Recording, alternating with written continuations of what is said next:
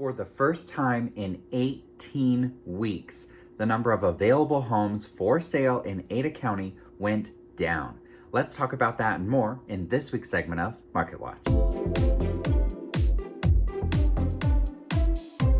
Hello, Joshua Barks here, associate broker, Keller Williams Realty Boise, and team lead of the Barks & Co. Real Estate team. Thank you so much for tuning into this week's segment of Market Watch. I'm very excited this week because it looks like our market is finally starting to find its ground and really actually stabilize. So inventory, that's the biggest piece that I have for you this week is inventory after 18 straight weeks of increases. We saw the overall number of homes available come down for the first time in 18 weeks.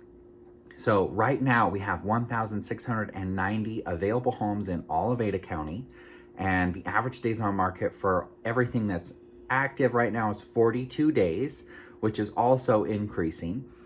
But another thing that's really interesting with the overall inventory, or with inventory in general, is this week we only had 190 new listings come to market. And that's the first time we've had less than 200 new listings come to market in a week's time since the end of April. So we saw overall inventory come down a little bit, and the number of new listings per week is the lowest not the lowest it's been. Well, I guess technically it's the first time it's been less than 200 since the end of April. So then when we're talking about pending sales, we have inventory coming down a little bit. Pending sales actually stayed about the same overall, but the week over week, we had way more buyers purchase homes this week than we had last week. So we had 163 buyers go under contract this week, compared to last week when we had only 126 buyers go under contract. The overall demand, overall pendings, stayed about the same. This week we're at 544 overall. Last week we had 546. So I'd say that's about the same, but the number of new pending buyers went up significantly because that's higher than what we had even the week prior to that. When we're looking at the number of homes sold, home sales, there was an uptick this week with 146 homes closing, 128 closed last week. Now, part of what I'm not surprised about with that is school is starting soon, and it's back to school season, and we typically see, everyone try to scramble to get into a house and ready to go before school starts, and then there's a mini little lull during that kind of turbulence of the first couple weeks of school, and then it generally picks back up a little bit again after people are settled, generally like after Labor Day. So it'll be really interesting to see how this trend continues, especially if inventory continues to come down and demand continues to either stay the same or go up, because that's showing that maybe our market has finally actually found its stabilization that we've been looking for. So interest rates, those also appear to finally start to be stabilizing in that early 5% range. I don't know how closely you've been following interest rates over the past several weeks or even months, but they've been all over the board. We were just below 5%, then we were almost 6%, then we were 5.5% for a while.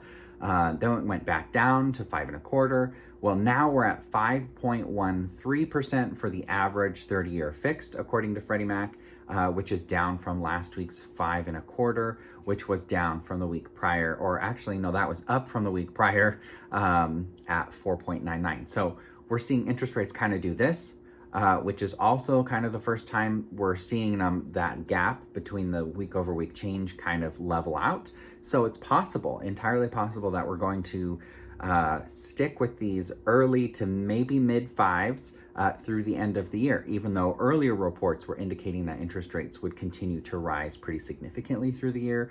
So I'm hoping we do not see 6% by the end of the year. I'm not saying that we won't. It is still possible, but it looks like interest rates are going to hang out there in that early 5% range, which is great news because we don't like volatility in that segment of the market either. That's really what I have for you this week. I'm just really excited to see inventory finally start to come down and demand kind of is still remaining stable and in fact coming up in some regards, and it'll be very interesting to see how that comes to play over the next couple of weeks as we get closer and closer to our fall market as the summer market comes to a close. So yeah, that's what we have.